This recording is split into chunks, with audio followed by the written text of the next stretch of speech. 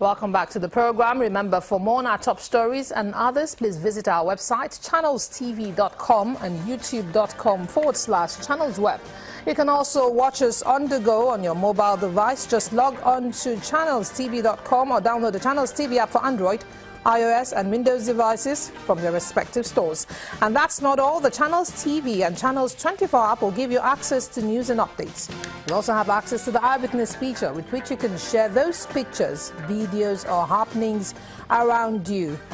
Just install the app, then tap and swipe to reveal the menu and follow the instructions you'll find there. Well, we'll just do a quick recap on our story, our lead story today. At least 5 persons lost their lives in a fatal accident that happened in the early hours today at the popular Kara Bridge along the Lagos-Ibadan Expressway. Well, Eyewitness report says that accident was involved about 6 vehicles and a lot of people were also left injured. Well, to shed more light on the road safety and that particular accident, we are joined on the program by the sector commander of the road safety, Mr. Hyginus Umeji, Lagos State Sector Commander. Hyginus Umeji, thank you very much for joining us on the program. Well, the Kara Bridge, axis of the Lagos-Ibadan Expressway, seems to be a very, very volatile area of that stretch of road, and a lot of accidents have been occurring over time. Today is a very it's a bleak day. Commuters, a lot of time lost, lives also lost, and a lot of property lost. Could you shed some light on why that part of the road always seems to be a problem point? Exactly. Well, let me first and foremost commiserate with the families that lost their loved ones this early morning in that multiple crash. And let me also correct the earlier this thing. It was actually 16 vehicles that were involved in that multiple crash. And if you are looking at the road network there, you notice that that Kara Bridge is on a slope. When you are coming down from Bega, you are on a slope. And this morning it drizzled, and one of the trucks lost control and ran into the other vehicles. By the time we counted all the vehicles that were totally involved, it was about 16 of them. 5 people lost their lives, 3 on the spot, 2 later died in the hospital. 19 people were injured. A total of 53 people were actually involved in that crash. So it's just about we now, as the motoring public, haven't known the topography of that place, how that road is at that very particular axis, that each time you are descending from the bigger end of the bridge, you don't just let the whole of your speed up like that. You try to curtail your speed, so to say, and be on the watch out. Remember also that we have a turning point just shortly after that bridge where people make a turning by the OPIC. So if you are not observant and you are not watching, and people have slowed down for them to make that turn back towards Lagos, and you lost concentration for a moment like that, you could just run into that vehicle in front of you that have slowed down to turn. So that's just particularly what is responsible for those crashes we've been witnessing along that axis. Okay, this is November.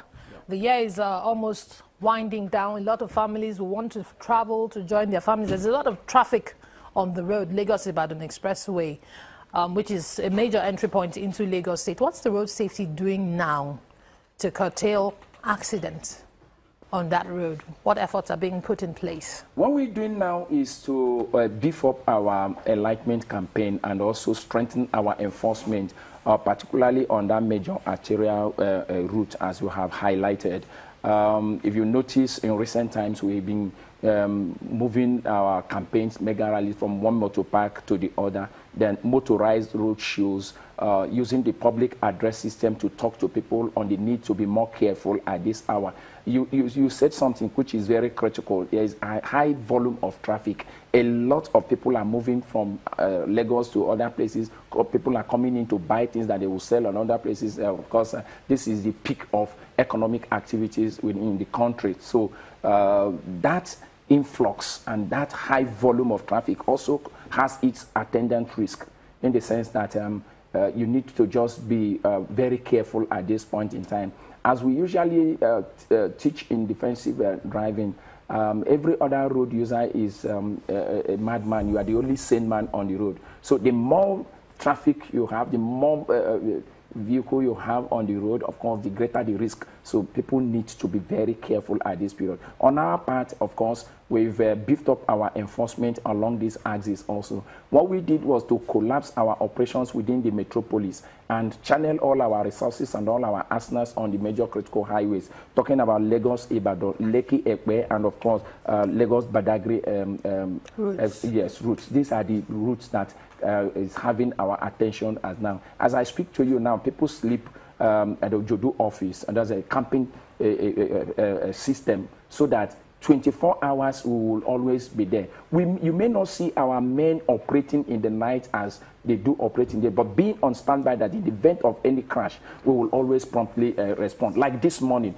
it was the same people that were slept in the office that were the first responders on that place before we started calling other agencies together. But very quickly, Mr. Miji, there was a scheme introduced by the road safety, the speed limit scheme. Yes. How compliant have road users been, and how effective has that scheme been? Or does it need a kind of rejigging? It's not about rejigging. It's about that we, even from inception, we know that we're not going to see a situation whereby you just woke up in one day and you discover that all commercial fleet operators have installed. No, the installation is ongoing and is a gradual thing. As at the last check I did, within the taking into consideration the number of vehicles we stopped and the compliance level, it was at 33% or so, something a little bit above 33%. And is that supposed to be low? It's quite low. No, it's still low. Average? It's still low, but then a journey of 1,000 miles starts with a step.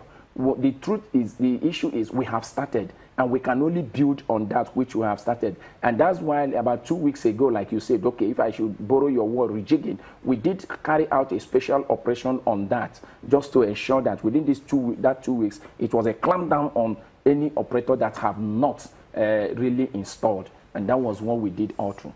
So we are on it. We are pursuing it vigorously. Okay. Well, a final word for commuters on the road, drivers, road users generally, this last month. But as a parting shot, I want to appeal to the motoring public that at this period we are in, let us do away with that erroneous notion that there are spirits that come out to suck blood on our roads, and know that all of us have a role to play in ensuring a safe motoring environment. As a motorist, please don't overspeed. We have identified the speed as a major risk factor responsible for most of the fatal crashes we witnessed on our roads. Then don't overload your vehicles, and then don't make use of phone while driving. That amounts to distracted driving. Our friends in the commercial industry feels that this is the time they will have to make all the whole money on the earth. Remember that it is only the living that will make money and eat the money. So we need to be very careful at this period. Ensure that your vehicle is in good shape before you put it on the road to make that journey. Particularly your tires, they are very, very important, because that's the only aspect of the vehicle that have contact with the road. And okay, talking about being in good shape, before we wrap up this conversation. Yes. The trailer that where the accidents all started had a failed brake.